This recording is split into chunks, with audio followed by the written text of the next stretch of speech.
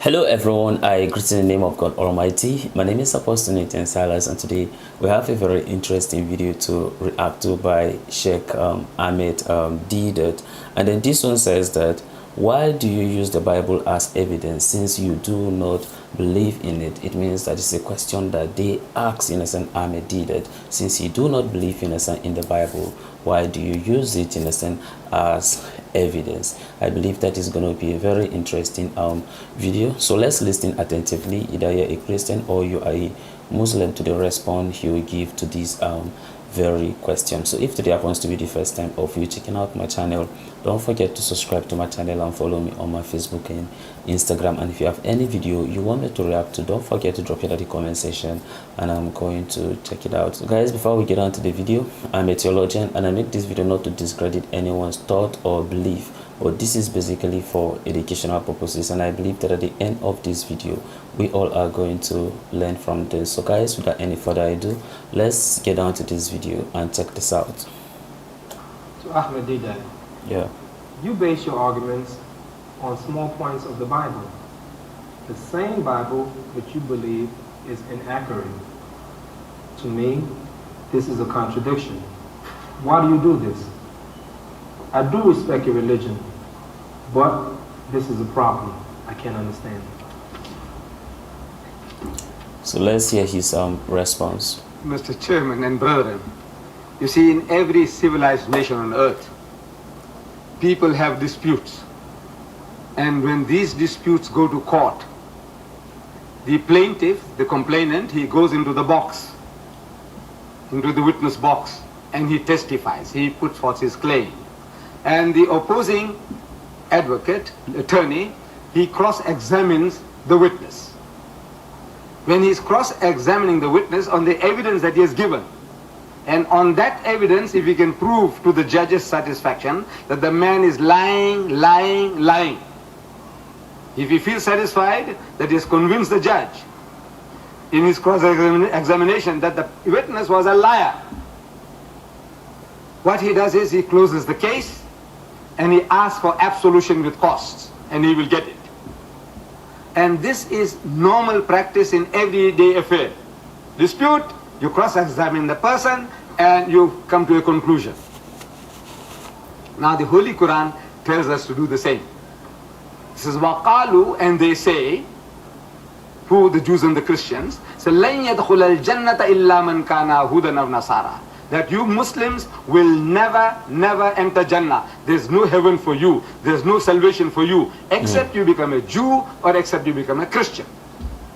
In answer to that, God Almighty makes us to say, tilka amaniyuhum, that this is their wishful thinking, vain desires, hallucination. Qul, tell them, hatu burhanakum. So produce your evidence. In kuntum sadiqin, if you are speaking the truth, let's have a look at your certificate that entitles it to heaven and destines us to hell. So they have produced it, the Bible, in 2,000 different languages. And he's saying, my Bible says this, my Bible says that. So we have to cross-examine the Bible, your witnesses. And we are proving from the mouth of your witnesses that the thing that you are alleging, what you are saying, you are claiming is not there. You see? Now you say, what about the other things which are true? I said, look, that is not at stake. If the Bible said that God is one, he said, we agree with you. He said, I quoted you from the Bible. He said, look, everyone is personally responsible for his or her action. I say, we agree with you. Can't you see? If you say, God is a loving Father in heaven, I said, right, we agree with you. But when you say that he's like Shylock, wanting to get a pound of flesh from his creation, Adam and Eve sins and he makes you responsible. And at the beginning of 1986, there were 4.8 billion people on earth, and according to the Christian belief that everyone goes to hell for what? The sin that Adam and Eve committed. So I said, this is the most nonsensical idea. Because Adam didn't ask me before eating the apple, nor did Eve ask my wife. How can God hold us responsible? قُلْ هَاتُوا بُرْهَانَكُمْ, then ask them the toughest question of all. هَاتُوا بُرْهَانَكُمْ, bring your undeniable proof. Go ahead, I'd like to see your evidence that you're the only ones going to paradise, in kuntum sadiqeen, if in fact you're truthful. In other words, there are two challenges in the Quran. One is a challenge to the people of the book to bring their proofs, if they really want to get to the truth, to the bottom line. And on the other hand, they're also asked to bring a challenge against the Quran. They're asked to do so. So when they write against the Quran, when they speak against the Quran, they're doing what Allah told them. Now the question is, are we ready for their attacks or not? Their criticisms or not? But this is an invitation Allah Himself gave them. Bring a surah like it. If this was other than Allah, there would be lots of contradictions in it. Allah says this in the Quran. So they make websites about how there are contradictions in the Quran. Let them make it. It's good. Because the sincere among them who are actually making this effort, when they get to the truth, and this will be an undeniable proof for them. But we're the ones who have to clarify this proof. All right, wow, that's a very interesting video by Sheikh Ahmed DEEDAT, may peace be upon him, since he is late now. And then also Noman Ali, of course, for the last surah he was trying to explain concerning both the Jews and the Christian. Now, there's reasons why we have the Bible and the Quran, and both the Bible and the Quran are not the same thing. Either one of them is the word of God, and then another is not, or both of them are not word of God. But then, since I am a Christian, I will say that the Bible is the word of God. Now, going by the example that Sheikh Ahmed DEEDAT was used to explain when the question was being asked concerning him using the Bible as an evidence, even though he do not believe in it, and then he went ahead to use a literal way of explaining it by talking about, you understand, people bringing a case to the court. Then the plaintiff, of course, is going to bring his own evidence to that particular case or whatever claim, you understand, he want to make. Of course, who also have the defendant, he also bring his own proof about that very same thing or that very accusation that they are labeling against. Of course, we are going to have, you understand, the judge who will cross-examine, you understand, both of them, and then see which one, you understand, is saying the truth, and then before the case, you understand, will be closed. So let's assume that the Bible, in a sense, have errors. And does the Bible have errors? Yes, it does. Did people try to manipulate the Bible? Yes, there is no doubt about it. Another thing is there errors in the Quran? Maybe not. Maybe there is no error in the Quran. But the question right now is, who will now be the judge? If we are to look at it in a sense based on Ahmed DEEDAT, is it that we human beings that will bring the evidence and end up becoming the judge? Because this is exactly what he did. He brought the evidence. This is my own proof why the Bible, in a sense, cannot be considered as the word of God. And at the same time, becoming the judge to decide and says that because of so and so findings and proof I have, it shows that the Bible, you understand, is not the word of God. So that's why I'm saying that sometimes, you understand, when you look at, you understand, the word of God is just beyond human understanding, and that is why you cannot be able to interpret it by your own logic. Most, you understand, Muslims always make use of King James version of the Bible, and then they will say that if you look at, you understand, the King James version, and then you look at some of the part that is being written in the red letters, shows that these are the word of Jesus Christ, and then the rest of it, you understand, are not, and then therefore some of them could be the word from the writers or all that.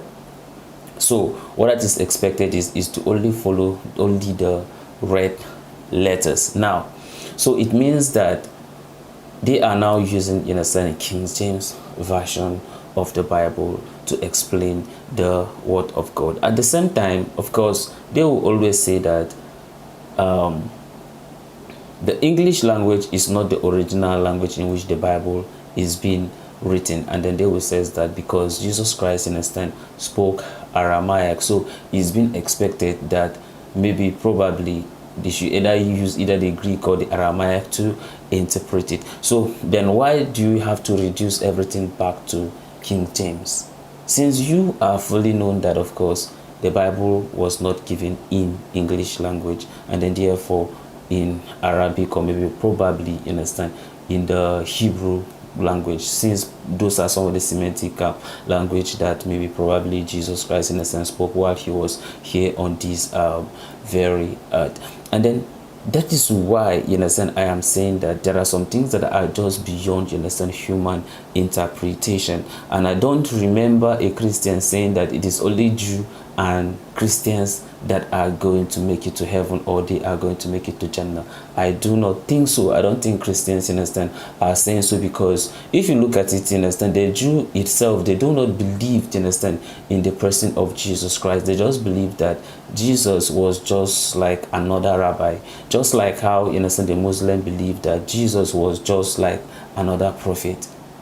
So if you look at it, it shows that there is no much more difference, understand, between them. But then Christians, understand, are the ones who believe in the person of Jesus Christ. They believe that God manifests himself, understand, in a human flesh, came to this world and then was crucified. So he came for the atonement of my sin, and then that's why they believed, understand, in his death and then also resurrection. For if he came to this very earth and then he did not die and resurrect, then automatically makes him the prophet, in which, understand, the Muslim are saying he was. But then since he died and then he resurrected, so that formed the Christianity. So Christians, understand, believe in him because of the resurrection. It's just the resurrection that differentiates, understand, the Christians and the Muslim, and then probably, or should I say, and the Jew. Because the Jew, they do not even believe that Jesus has even come in the first place. They do not believe, you understand, in his coming. But then the Muslim believe that, of course, he has come. So I feel like those one are a bit more closer to Christians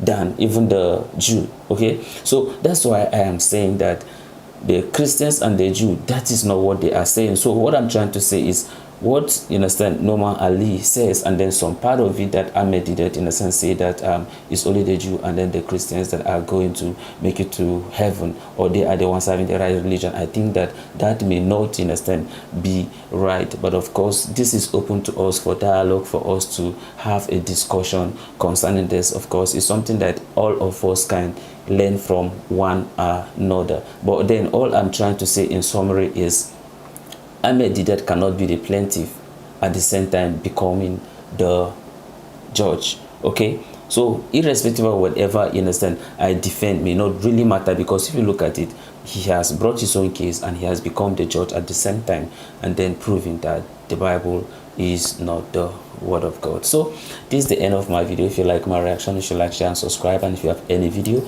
you want me to react to, don't forget to drop it at the comment section and I'm going to check it out. So guys, you remain blessed and I see you in my next video. Bye bye.